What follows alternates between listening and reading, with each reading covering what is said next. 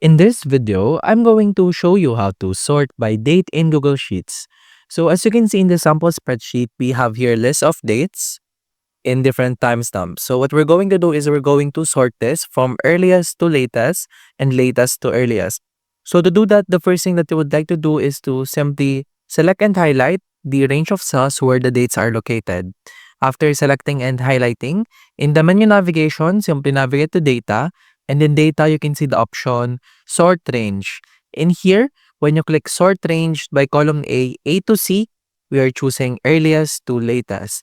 On the other hand, when we sort the range by column A from Z to A, this is from the latest up to earliest. So let's say we're going for earliest to latest. Simply click this. And as you can see in here, the dates are now from earliest to latest.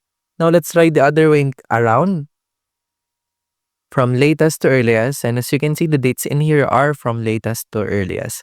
And that's about it. That's how to sort by date in Google Sheets. If you have any questions, please let me know down in the comments below, and I'll do my best to help you out.